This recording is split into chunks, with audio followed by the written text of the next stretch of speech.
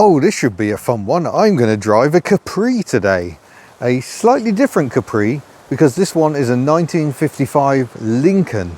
Lincoln was like the super posh arm, the Lexus of Ford back in the day, though originally started by the chap who started the Cadillac brand. And when it went a bit wrong, he sold it to Ford in 1922. So by the post-war era, they were building some of the finest cars money could buy, in America at least. And I'm particularly intrigued to see what it's actually like. I personally do not know much about American cars, but I'm looking forward to finding out what this is like to drive. The owner tells me that Earl Macpherson, he of the famous Strut, was heavily involved in the chassis engineering of these cars, and it should be a bit surprising to drive. So let's take a look in and go for a drive and find out for ourselves. So yeah, it is a big lump of car, but absolutely beautiful. Notice we've got Lincoln script there, we've got Lincoln on the bonnet, nice badge too, and an enormous chrome spike, and we've got the Dagmars, the huge bulbous lumps on the front, and surprisingly tiny headlamps. I think. The windscreen wipers we'll get to. The one on the passenger side is inoperative. This one does actually work, so we'll have a look at that later. Quarter lights, of course. Some glass damage, unfortunately, picked up over the years. But this one was originally owned by an American general who made some interesting choices. He chose not to have power steering, but he did choose to have an electric sliding front bench in 1955. Amazing. It also seems to have picked up the Schrader load tamer adjustable rear suspension at some point. But yeah, look at that dashboard. It's like Art Deco brilliance. So very much look forward to having a play with everything. We'll get there. We'll get there. Don't worry. The Capri badge again, and obligatory tail fins. By 55, they were developing. They hadn't yet reached the outrageous heights that they would do later in the 50s. And more Dagmars on the back, and this one wears a replica Arizona plate because that's where it lived new. July 1955, and it has somehow attracted a bee. Lovely details abound everywhere you look. Let's start with having a look at the power barn. These springs aren't feeling very helpful, so the good old broomstick has come to play. But yeah, here is the Y-block engine. I believe this is a 5.2 litre, although this is a 1955, by which time it went up to a 5.6. But maybe this just missed the changeover. I have no idea what the claimed power outage is, but it would have been an SAE figure anyway, so slightly misleading compared to modern numbers. But the Y-block, a really good, powerful, strong engine. Before we take a look inside, I must say huge thanks to Ecosse Classic Wedding Cars, who own this fine vehicle. What a wedding car that would be. Get yourself all dolled up in a 50s style, look absolutely amazing. And of course, plenty of space in the back for the bride and her dress. But let's take a look inside this amazing vehicle. I'd love to show you in the boot, but I can't actually get the boot to open. I'm not sure what state the lock is in once we eventually get to the back end. But look, it's like the visor of an old helmet, and then the key is in there. But let's take you inside, because this really is something very special indeed. Recently did a video on that Citroen DS, by the way. It was lovely. Oh, gosh, it's cozy in here. I didn't expect to be walloping my head on entry. But does the electric seat work? Oh yeah, that's up and down. I won't go up anymore, we don't want that. And then the back and forth doesn't seem to function, but nonetheless, we're where we want to be. Look at that, it's a massive windscreen. So the massive wheel is thrust straight at you, shows the different gear positions of the Ford-built 3-speed transmission, and that is our selector. We've got vent controls there for the various different things. Starter button, that's our handbrake, parking brake. It's not currently set, so I will set it. Load tamer, lights controlled here. There we go, you can see the ammeter respond to the lights turning on. Antenna, power antenna, ignition, we've got a radio built in, I don't know if that works, wipers and lights. I believe it's vacuum controls on the wipers, but unfortunately this wiper is not going to play ball today, and this one is not awfully effective. The white pattern is compromised, I'm going to say. But if we look at the doors, so you've got winding windows for that part, as you'd kind of expect, but then you've got winding quarter lights as well, so I might leave that open for a bit of ventilation. Beautiful sun visors. It's an amazing place to sit, and so much space. Easily get 3 of you across the bench. And yeah, there's a glove box, but again, I don't think we've got the key. We might not be able to get in, but very stylish, very nicely appointed, and quite amusing, because obviously this car was built in the same year that Citroën launched the legendary DS. That's actually an ID. See the test to find out all the details. Proper engineering there. And we're going to hop in the back. See if I can avoid banging my head this time. Oh yes, there we go. And in. Oh, so soft, so comfortable. And got a lovely center armrest there as well. So if the bride has fallen out with her bridesmaid, they can have a bit of a barrier, you know. But look at this little ashtray. Oh, there we go. Yeah, it does open.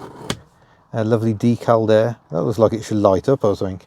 And then you got a cigarette lighter also in the back of the seat. And lots of space on the back for your obligatory flowers, etc.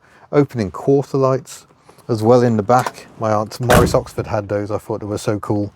My gosh, it's actually quite difficult to get the full width of the car in. It is absolutely enormous. So ignition on, a couple of pumps, and nothing. Oh, it has to be in neutral. It's only 6-volt electrics. Right, so into drive. Handbrake can go off. No seat belts. I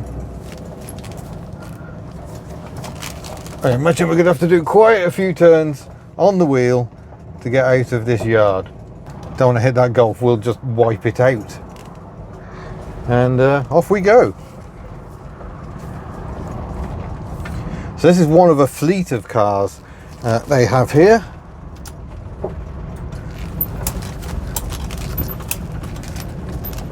Thank you. Someone keeping an eye out for me.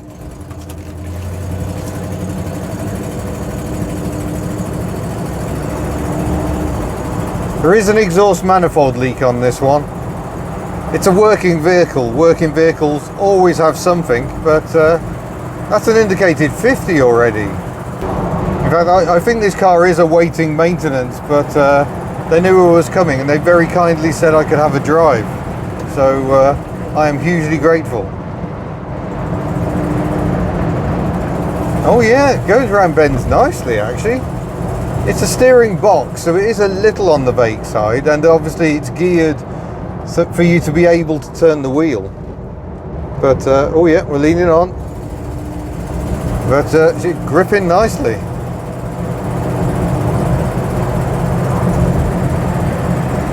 It's dealing with the broken road surfaces in a way you'd definitely expect. So as I ease off, you can hear just how quiet it is, and I've got my quarter light window open at the moment. There's a bit of wind noise. There's a lot of wind today, to be fair. Let's close the little window as well. I think closing it actually makes it worse.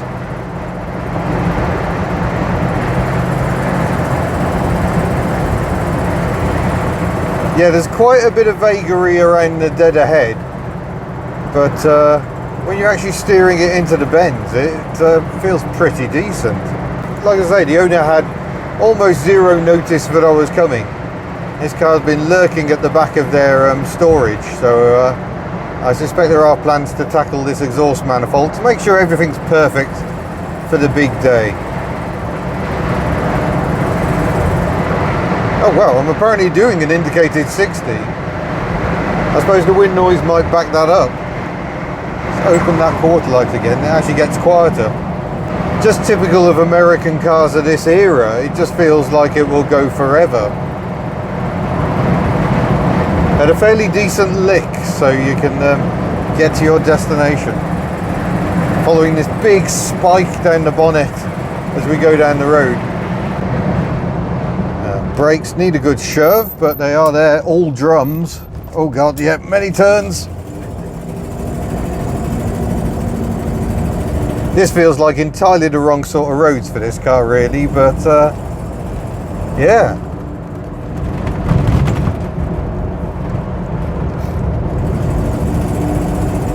But at the same time, it doesn't feel the wrong road for this car. And of course, so easy to drive with the automatic. You think going back to the 1950s, automatic transmissions in Europe were mostly non-existent. Rolls-Royce was looking into it, but it used General Motors gearboxes and the old Hydromatic at first. Get back on your own side of the road. It's a rogue Volkswagen Transporter there.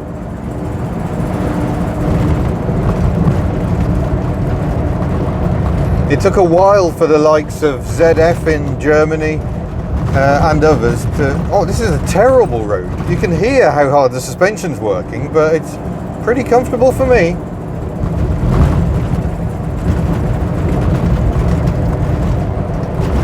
So yeah, this driving experience would have seemed absolutely alien to Brits at the time. Cockmuir. Oh, I think we've got to go there. Oh, it's a dead end. Maybe not then.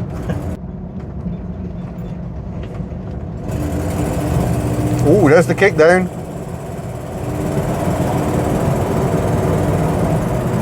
So the power outputs were 160 brake horsepower or 225, which is quite a leap.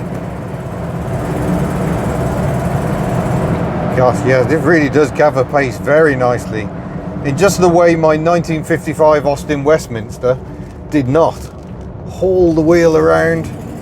You have to move it a lot, but yeah, it does actually ride and handle pretty well. I think probably way better than I expected. I expected it to be really soft and floaty, and it's actually pretty well composed. Yeah, bearing in mind these are not the roads this car was designed for.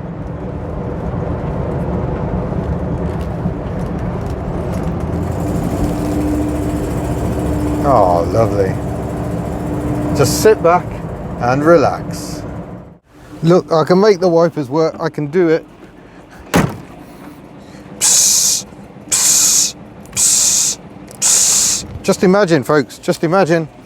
I can't reach both of them at the same time. Psst, psst, psst, psst. They are vacuum driven when they work, which was never very satisfactory as a wiping solution, but yeah, I've had to go all DIY. But there we go. I'm going to go back into drive, check my mirror.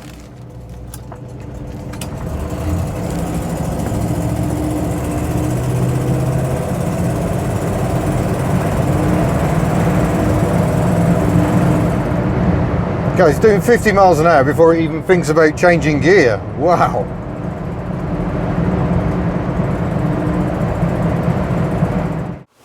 Sorry, something I've just noticed. It's actually got a dipping rear mirror. I thought that was a much later invention. Wow. Well, there we go, folks. What an absolute beauty. The 1955 Lincoln Capri. Way better than you probably expected it would be, to be honest, and a very fine way to travel to your wedding, I must admit. So huge thanks for watching. Don't forget you can head to the HubNut store if you would like to buy lovely merchandise and support what we do here, and we shall see you in a future video. Who knows what will be in next? Farewell.